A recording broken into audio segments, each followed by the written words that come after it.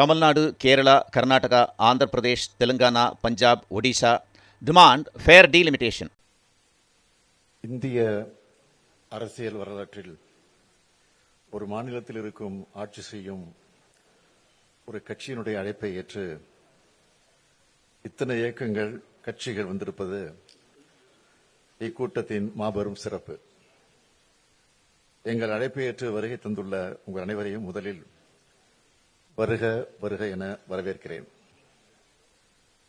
பல்வேறு மாநிலங்களின் முதலமைச்சர்கள், துணை முதலமைச்சர்கள், தேசிய மற்றும் மாநில கட்சிகளின் தலைவர்கள், பிரதிநிதிகள், அமைச்சர்கள், நாடாளுமன்ற உறுப்பினர்கள் வருகை தந்திருக்கிறீர்கள்.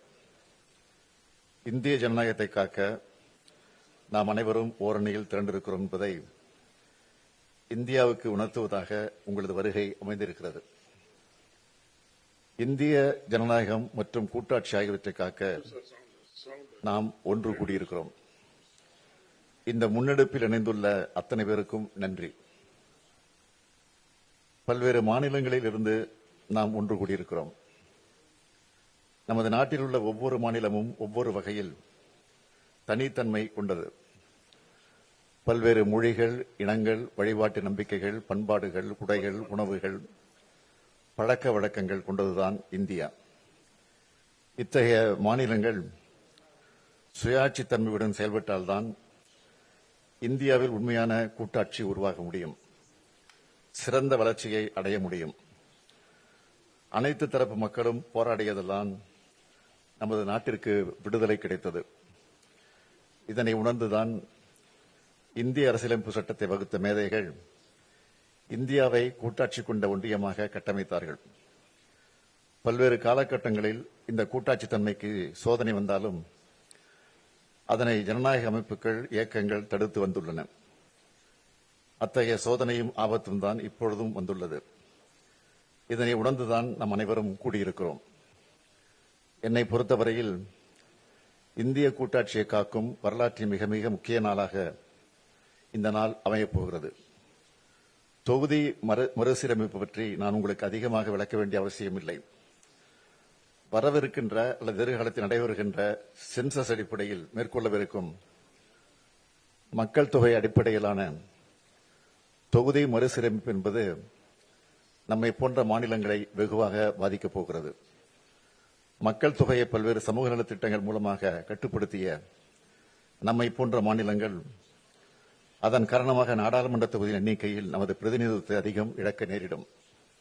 எனவேதான் இதனை நாம் கடுமையாக ஆணித்தரமாக எதிர்க்க வேண்டிய காலகட்டத்தில் இருக்கிறோம். தற்போதைய மக்கள் தொகை அடிப்படையில் தொகுதி மறுசீரமைப்பை ஏற்றுக்கொள்ள முடியாது என்பதில் நாம் அனைவரும் உறுதியாக இருக்க வேண்டும்.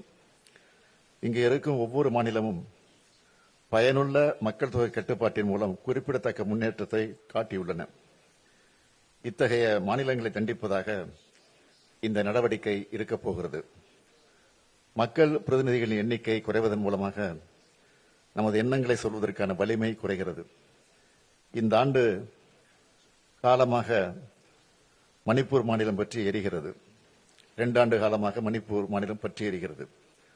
அதனால் நீதிக்கான அவர்களின் குரல்கள் புறக்கணிக்கப்படுகின்றன. ஏனென்றால் நாட்டின் கவனத்தை ஈர்க்க அவர்களுக்கு அரசியல் வலிமை இல்லை.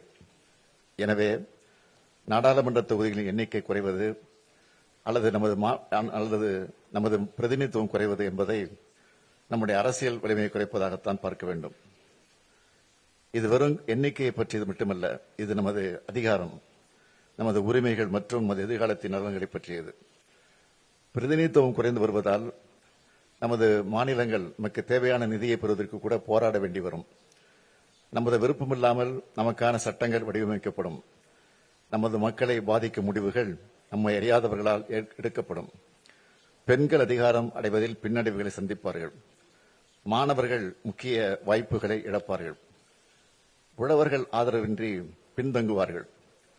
நமது பண்பாடு, அடையாளம் மற்றும் முன்னேற்றம் ஆபத்தை சந்திக்கும். காலங்காலமாக நாம் போற்றி பாதுகாத்து வரும் சமூக நீதி பாதிக்கப்படும். குறிப்பாக பட்டியலின பழங்குடி மக்கள் அதிகம் பாதிக்கப்படுவார்கள். தொகுதியில் எண்ணிக்கை குறைத்து அதை அனுமதித்தாலோ அல்லது நமது மாநில பிரதிநிதித்துவத்தை குறைக்க அனுமதித்தாலோ நம் சொந்த நாட்டில் நாமே அரசியல் அதிகாரம் இழந்த குடிமக்களாக மாறும் அபாயம் ஏற்படும். எனவேதான் தொகுதி மறுசீரமைப்பு விவகாரத்தை சாதாரணமாக கருதக்கூடாது என்று சொல்கிறேன். இன்னொன்றை நான் தெளிவாக சொல்கிறேன். எந்த ஒரு நடவடிக்கையும் நாம் எதிர்க்கவில்லை. ஆனால் அந்த நடவடிக்கையானது நியாயமான அரசியல் பிரதிநிதித்துவத்தை பாதிக்கக்கூடாது என்றுதான் சொல்கிறோம். இந்த போராட்டம் மறுசீரமைப்புக்கு எதிரானதல்ல. இந்த போராட்டம் நியாயமான தொகுதி மறுசீரமைப்பு வலியுறுத்துகிறது என்பதை அனைவரும் ஏற்றுக்கொள்வீர்கள் என்று நினைக்கிறேன். இதனை உணர்ந்து தமிழ்நாட்டில் உள்ள அனைத்து கட்சியின் கூட்டத்தை நான் கூட்டினேன். தற்போதைய மக்கள் தொகை அடிப்படையில் தற்போதுள்ள 543 மக்களவைத் தொகுதியில் மறுசீரமைப்பு செய்யப்பட்டால் தமிழ்நாடு 8 இடங்களை இழக்கும் என்பதை நான் தெளிவுபடுத்தினேன். நாடாளுமன்றத்தின் மொத்த இடங்களின் எண்ணிக்கை அதிகரிக்கப்பட்டால் தமிழ்நாடு 12 இடங்களை இழக்க நேரிடும். இது நமது அரசியல் பிரதிநிதித்துவத்திற்கு நேரடி அடியாகும் என்று சொன்னேன். மறுநாளை கோயம்புத்தூரில் ஒன்றிய உள்துறை அமைச்சர் அமித்ஷா அவர்கள் ஒரு நிகழ்ச்சியில் பங்கெடுத்து உரையாற்றும் போது தமிழ்நாடு மற்றும் பிற தென் மாநிலங்கள் விகிதாச்சார அடிப்படையில் நாடாளுமன்ற இடங்களை இழக்காது என்று கூறினார். உள்துறை அமைச்சரின் விளக்கம் தெளிவாக இல்லை, குழப்பமாகத்தான் இருந்தது. 2023ஆம் ஆண்டு தெலுங்கானா மாநிலத்தில் பரப்புரை செய்ய வந்த பிரதமர் மோடி அவர்கள் சாதிவாரி கணக்கெடுப்பு நடத்தி மக்கள் தொகை அடிப்படையில் சமூகங்களுக்கு பிரதிநிதித்துவம் வழங்க வேண்டும் என காங்கிரஸ் கட்சி சொல்கிறது. அடுத்ததாக தொகுதி மறுவரை நடக்க உள்ளது. காங்கிரஸ் கட்சி சொல்வதைப் போல மக்கள் தொகை அடிப்படையில் மக்களவைத் தொகுதி மறுவரை செய்யப்பட்டால் தென் மாநிலங்கள் 100 தொகுதிகளை இழக்க நேரிடும். தென்னிந்திய மக்கள் இதனை ஏற்பார்களா என்று கேட்டார் பிரதமர். இதன் அடிப்படையில் பார்த்தால் தொகுதியில் எண்ணிக்கை குறையும் என்பதை அவரே ஒப்புக்கொண்டுள்ளார் என்பதை உணரலாம். எப்பொழுதும் மாநில உரிமைகளை பறிக்கிற கட்சியாக பாஜக இருந்துள்ளது. அவர்கள் தங்களது உள்நோக்கத்தை தொகுதி சீரமைப்பு திட்டத்தில் செய்ய நினைக்கிறார்கள். இதனை எந்த மாநிலமும் அனுமதிக்கக்கூடாது. இந்த அச்சுறுத்தலை உணர்ந்து முன் எப்போதும் இல்லாத ஒற்றுமையுடன் தமிழ்நாடு செயல்பட்டு வருகிறது. இதேபோன்ற ஒற்றுமையை இந்த அரங்கில் உள்ள அனைத்து மாநிலங்களும் காட்ட வேண்டும் என்று கேட்டுக்கொள்கிறேன். இந்த கூட்டு நடவடிக்கை குழு கூட்டத்தில் விவாதிக்கப்பட்டு நிறைவேற்றப்பட வேண்டிய தீர்மானங்கள் குறித்த உங்கள் மதிப்புமிக்க பரிந்துரைகளை பகிர்ந்து கொள்ள அனைவரையும் நான் கேட்டுக்கொள்கிறேன். இந்த குழுவிற்கு நியாயமான தொகுதி மறுசீரமைப்புக்கான கூட்டு நடவடிக்கை குழு என்று பெயரிட நான் முன்மொழிகிறேன். நாம் தொகுதி மறுசீரமைப்புக்கு எதிரானவர்கள் அல்ல, நியாயமான தொகுதி மறுசீரமைப்புக்கு ஆதரவானவர்கள் என்பதே இந்த பெயரே சொல்லும். ஒரு நாள் நாம் கூடி ஆலோசித்து தீர்மானம் நிறைவேற்றுவதில் மட்டுமே இந்த போராட்டம் முடிவடைந்துள்ளது. உரிமையை நிலைநாட்டிட தொடர் நடவடிக்கை மேற்கொள்ள வேண்டியது மிக அவசியம். ஒன்றிய அரசை வலியுறுத்துவது ஒரு பக்கமும், இன்னொரு பக்கம் இது குறித்து மக்களிடம் விளக்கிட, மக்களிடையே விழிப்புணர்வை ஏற்படுத்திட இந்த கூட்டு நடவடிக்கை குழு மிக அவசியம் என்றே கருதுகிறேன். நமது அரசியல் ரீதியான எதிர்ப்பை சட்டபூர்வமாக எப்படி நடத்துவது என்பது குறித்து அனைவரும் ஆலோசனை வழங்குமாறு கேட்டுக்கொள்கிறேன். அரசியல் மற்றும் சட்ட நடவடிக்கைகளை வரையறுப்பதற்காக வல்லுநர்களின் குழுவை அமைக்க நான் முன்மொழிகிறேன். ஒட்டுமொத்த முன்மொழிவுகள் குறித்த தங்கள் கருத்துக்களை பகிர்ந்து கொள்ளுமாறு அனைவரையும் கேட்டுக்கொள்கிறேன். ஒற்றுமை உணர்வோடு அனைவரும் ஒன்றுபட்டு போராடினால்தான் வெற்றி பெற முடியும். எந்த சூழலிலும் நமது பிரதிநிதித்துவம் குறைய விடக்கூடாது என்ற உறுதியோடு போராடுவோம். நியாயமான தொகுதி மறுசீரமைப்பு அடையும் வரை நாம் இணைந்து போராடுவோம்.